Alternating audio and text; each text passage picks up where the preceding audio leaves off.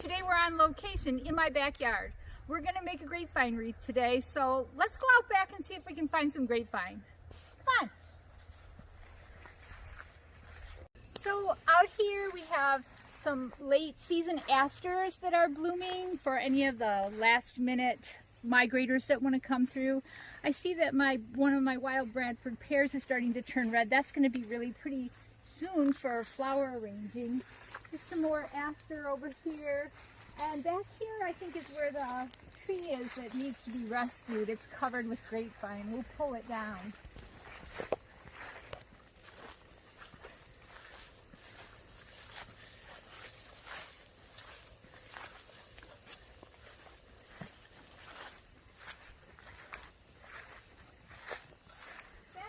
A little spot that it's sort of like a magical little meadow that the monarchs like to hide in the summertime, but they're all gone now.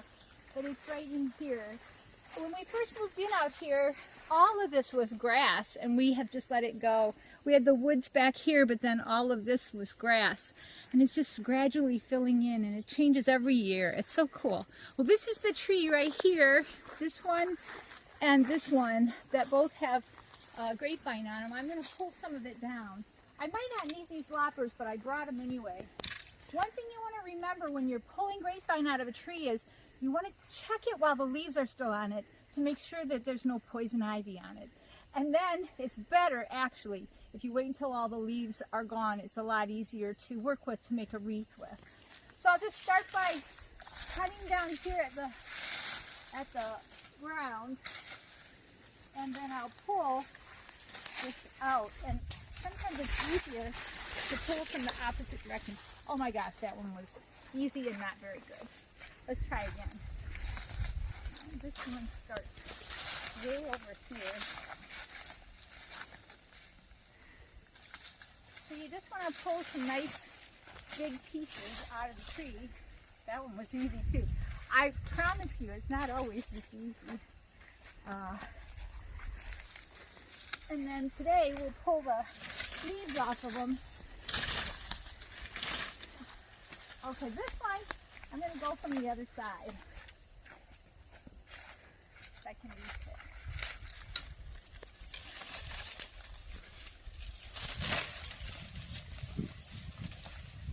Grapevine wreath making is not for the faint of heart. Alright, I think this might be enough. Let's go make a wreath. So, now that I have all the leaves pulled off of these and I have them back into the backyard here, I'm going to see how, this is one of the things that I love about taking grapevine from the yard and making a wreath. You have all these neat little tendrils and cool little branches on it that you don't get if you go to the craft store and you buy one. And it's not nearly as much fun. So I'm going to take all of these extra stems that are on here and just wind them around so that I kind of loosely wind them around so that this is going to end up being one coil of vine here. So I'll just gather them up and wrap them around this main stem here. Let's see what I have here. We'll get these put together here.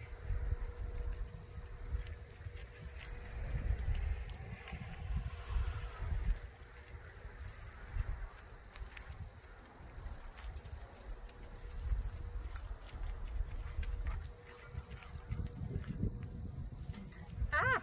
It's got me! And then I'll wrap this one around this one.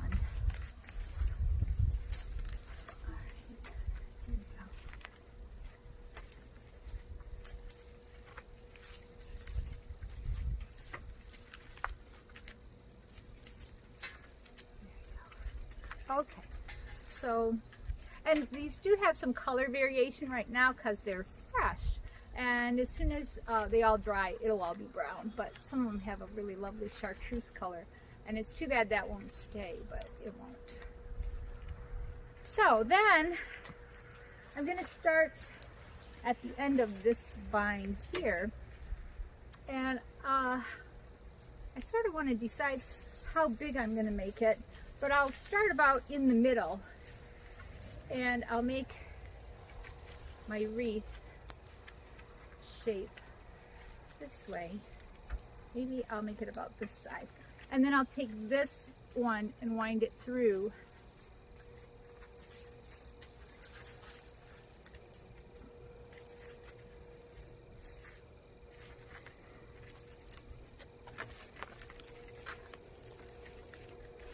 Like that, and then I'll wind this end through.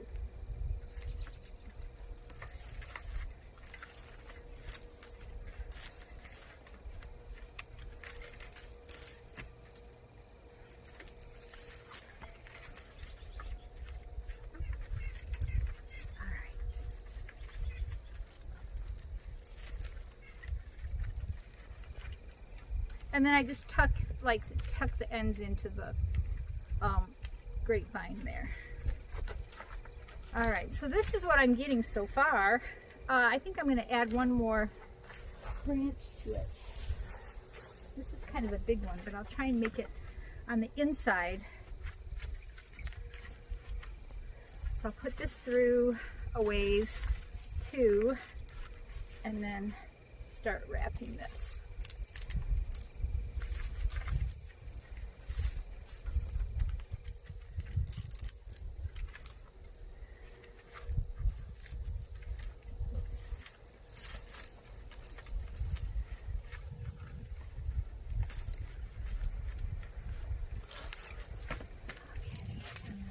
Wrap this end around here too.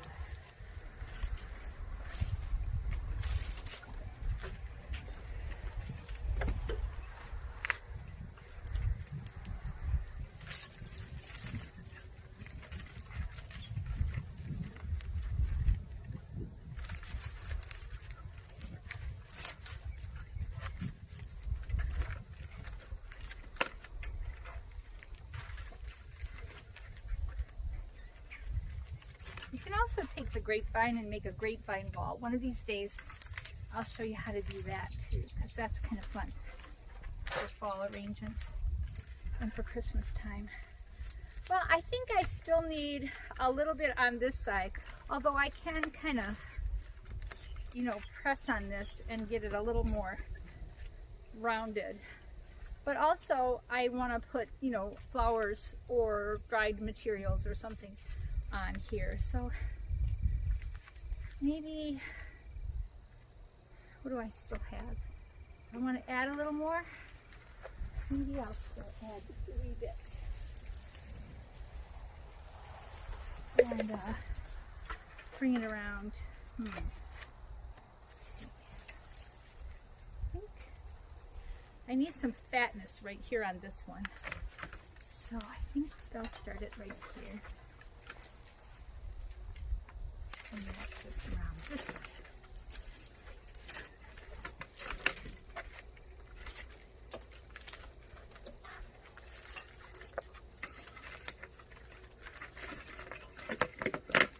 All right, I'm getting my cutters in the middle of it.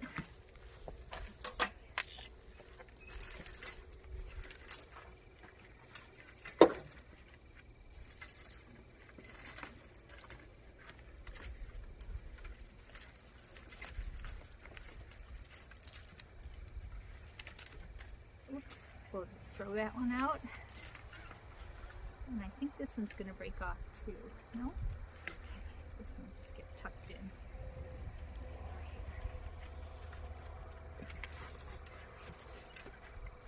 And I'll take this end. Right through.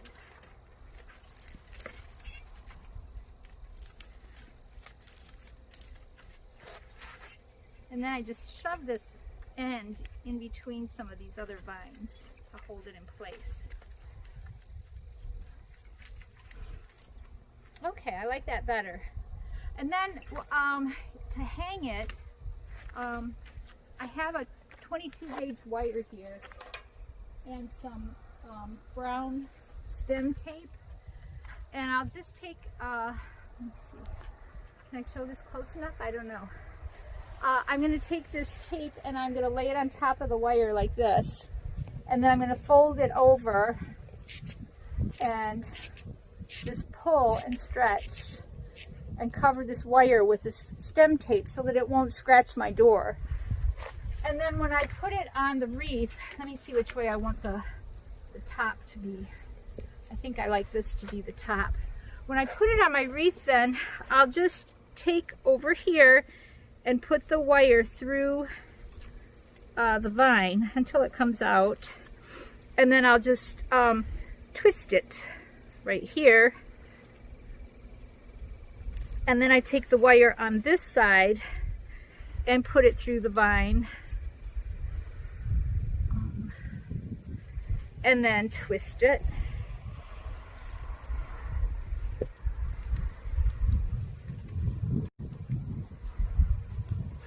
And then it'll have this little hanging spot right here. I could probably show it on the door. Should I try and show it on the door? Okay. All right. So let me get this basket down, and then I'll show you how that works. Oh.